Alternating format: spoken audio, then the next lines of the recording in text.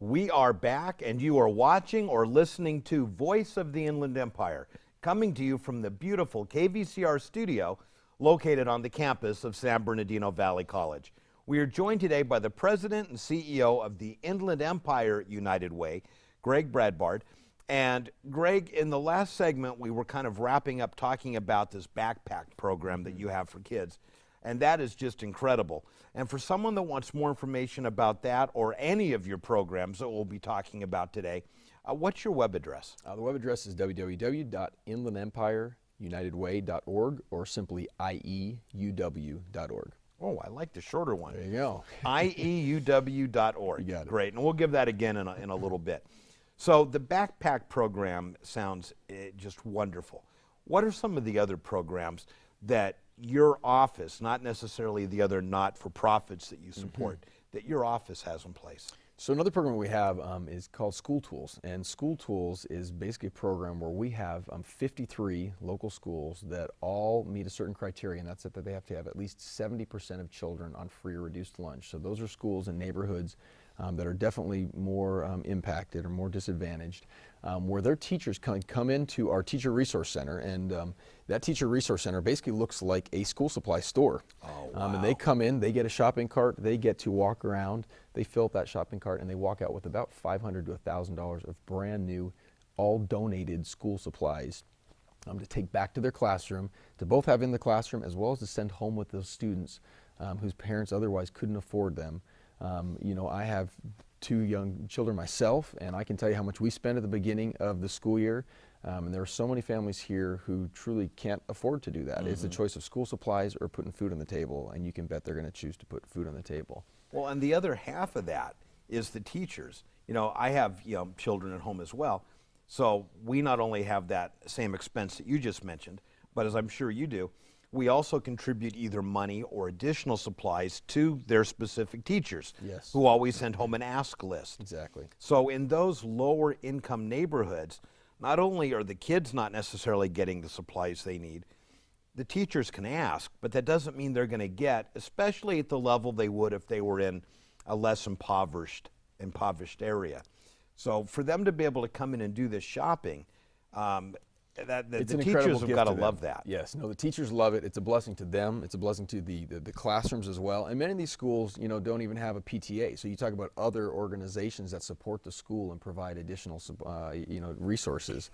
Don't exist in many of these low-income schools. So really a great program there. Another one of the programs that I think a lot of people don't know about, and really I think is applicable to everyone, is a great resource once you know about, is 211. 211 is such an incredible program. I remember when it launched like 5 or 6 years ago. And what I don't think most people recognize is they can call 211 looking for information or resources on almost anything. Absolutely, yeah. So we have a database with about 1,000 different agencies and about 2,500 different programs that we can refer people to. And the reality is most of the time people are calling us, they don't even know exactly what they're calling for or what they need. They're calling saying, here's my situation. And many times people are saying, this is the first time I've really had to ask for help in this way. And it's our staff's responsibility, and they're trained really to good do at, it. which they're really good at, is knowing what the resources are that are available. So this last year we took about 67,000 calls from individuals just in San Bernardino County alone. So if someone has a personal situation and they're not quite sure what they can do about it, 211 might at least be a great starting place. Exactly, yes. So they can call 211. It doesn't always mean that we're going to have every resource available. I wish the community had every resource available, but what we can do is connect them with those agencies that do have available resources, and many times inform them of additional resources or services that they weren't aware of that they could check out and see if they might be eligible. Boy, that's got to be so nice for someone who's facing some sort of challenge or issue. Now, what else are you doing in kind of the bigger picture to battle poverty and create a better future for our children? Exactly. Our strategy is really twofold. One is to make sure we're meeting the emergency basic needs of families and children and individuals. Immediacy. Exactly. That's some of the things we've talked about. But the other piece is, how do we break the cycle of poverty moving forward? And really all the research shows if there's one kind of key strategy to make that happen, it's education. If we can help kids to be successful in school, to graduate from high school, that one indicator right there, if you graduate from high school, we know you have such a greater shot at being self-sufficient in the future. So to help them stay in school, graduate, get the college or career skills they need so that they can go on, make a living wage. Ultimately, our and goal maybe is to break a cycle, Exactly. a multi-generational cycle. And if you can do that, we know that you're exactly right, that we are likely going to change generations moving forward. So a big part for us is focusing on a number of different educational programs.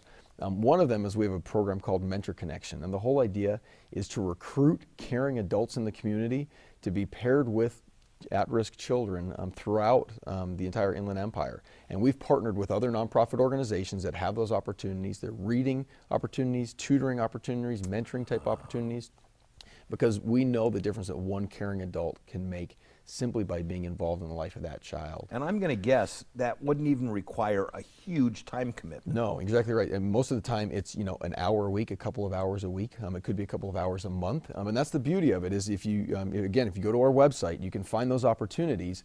And there are all different programs working with different kids, geographically different places, different time commitments that people can plug into.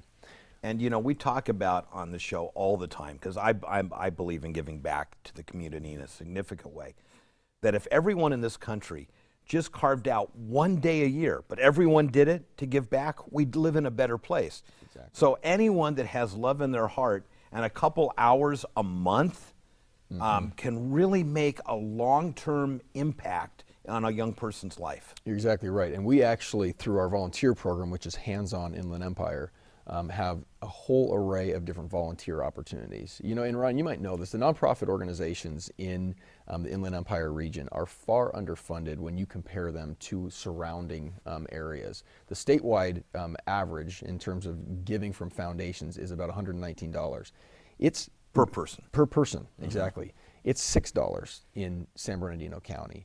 So honestly, what we need is individuals to step up who see that there are needs, to make those contributions, to give their time, to help donate the food and the school supplies and that kind of thing that we need that we can get to those kids. But it really takes that individual responsibility. And what's neat is it's staying in the community, and Absolutely. you're going to get to see your efforts and the benefits of them.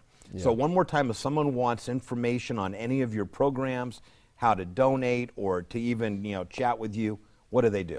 Best way is check the website, so ieuw.org, or they're welcome to call us at 909-980-2857. And I would be glad to have a personal conversation and look forward to hearing from some of the viewers. Wonderful. Greg, thank you so much for joining us. Absolutely, thank you. We will be right back.